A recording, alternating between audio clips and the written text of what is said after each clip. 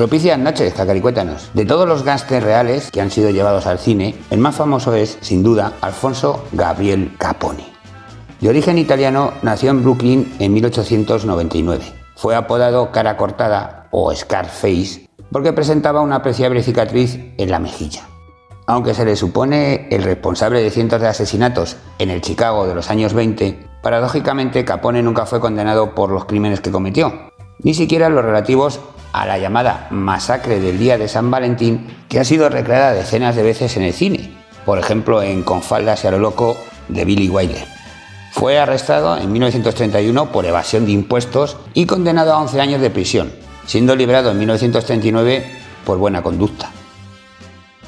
Se retiró entonces a Miami, donde fallecería en 1947, con tan solo 48 años, a causa de una neumonía que se complicó con la sífilis que padecía desde joven y que le había contagiado una prostituta. Así que atención niños, tomad nota. El crimen no paga, murió solo y lo encontraron en la bañera 4 días después.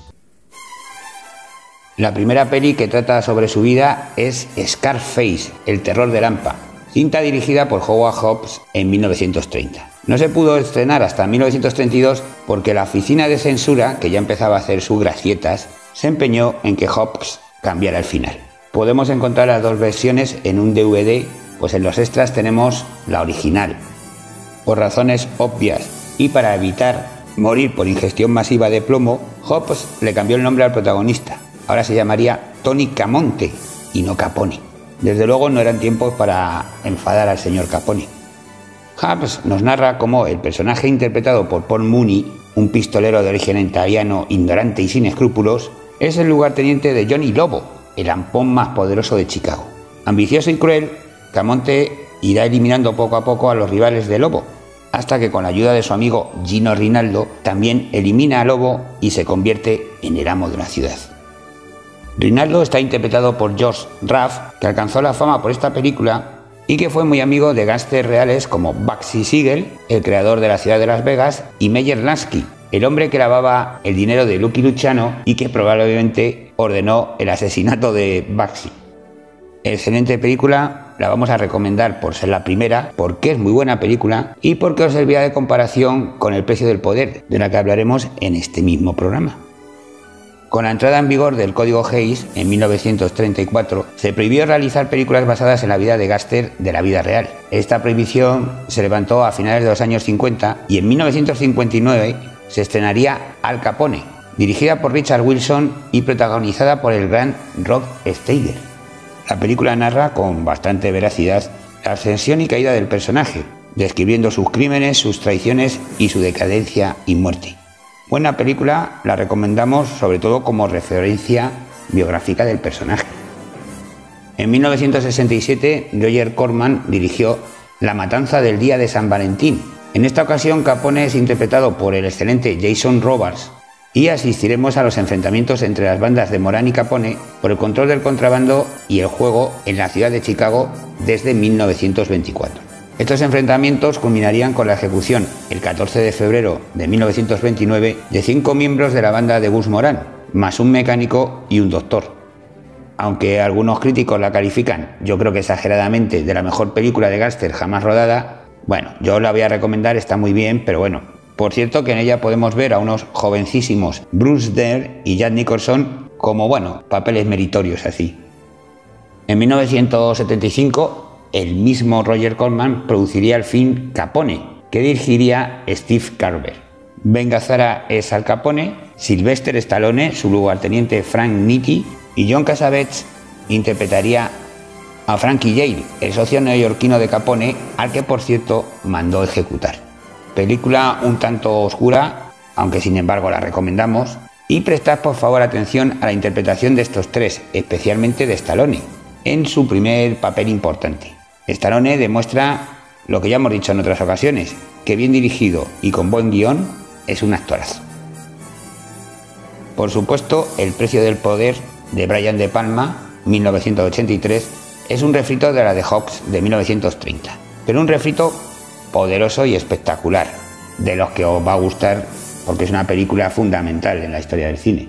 Bueno, cambiamos al Tony Camonte italiano por el Tony Montana cubano, el alcohol por la cocaína y a Paul Mooney por Al Pacino. El guion es de Oliver Stone y la espectacular banda sonora de Giorgio Moroder. Encontramos excelentes interpretaciones de Michelle Pfeiffer, María Elizabeth Mastrantonio, Robert Loggia, F. Murray Abraham y Harris Yulin, en lo que, se ha convertido en toda una película de culto. A mí me la fastidia, pues un Pacino más histérica que nunca, un Steve Bauer como Manny Rivera, al que deberían prohibirle actuar, pero no obstante os la vamos a recomendar porque evidentemente es una gran película y que es la preferida de muchos. El mismo Brian De Palma adaptaría una popular serie de televisión a la gran pantalla en 1987, Los Intocables de Eliot Ness, que sí, esta tenemos que deciros que es imprescindible. En esta, Capone es interpretado por Robert De Niro, aunque el papel se pensó en un principio para Bob Hoskins, que creo que lo hubiese hecho también muy bien. Y Eliot Ness será Kevin Conner de Jesús, porque el papel fue rechazado por Harrison Ford, Mel Gibson y William Hurt. Pero el personaje más emotivo y destacado es el veterano policía irlandés Jim Malone, que corrió a cargo de Sean Connery, probablemente en su mejor momento interpretativo. La película es la apoteosis del cine de gángster de los años 80, está llena de ternura, de humor, de violencia y atrapa al espectador desde el primer momento. Sean Connery alcanzó el Oscar al mejor secundario y Robert De Niro realiza una de las mejores interpretaciones que le hemos visto como secundario. En este largometraje, que obtuvo un notable éxito comercial y cuya acción comienza en 1931, en plena prohibición, Al Capone reina en la ciudad de Chicago. La escasa parte de la ley que no tiene comprada formará una unidad especial, dirigida por Eliot Ness, para combatir al mafioso. Con permiso de La Hoguera de las Vanidades, yo creo que es la mejor película de Brian De Palma, con un guion además de David Mamet, banda sonora de Ennio Morricone y una fotografía y un montaje sencillamente sublimes. Así que sí, recomendada. Otras películas en las que aparece Al Capone, pero claro, siempre de menor importancia, pues sería Cara cortada de Phil Carson de 1959, de Los Capone de John Gray de 1990, en la que actúa Eric Roberts, el hermanísimo de Julia, como Capone, Al Capone tras las rejas de Michael Pressman 1989, y finalizamos con un musical maravilloso sobre Capone que vamos a recomendaros para los más pequeños de la casa. No lo perdáis, ellos también tienen derecho a disfrutar de los gángsters. El título es Bugsy Malone, nieto de Al Capone. Fue dirigido en 1976 por el prestigioso Alan Parker y conseguiría nada más y nada menos que 5 BAFTA con esta película. Muy recomendada, os vais a reír mucho y desde luego los nenes se lo van a pasar pirata con esta película. Y nada más por hoy, solo combinaros a que no disparéis a las personas en los garajes, que hablando se entiende la gente, que es mucho más bonito. Se puede repartir perfectamente el dinero ilegal. Larga vida y prosperidad. Hasta el próximo programa.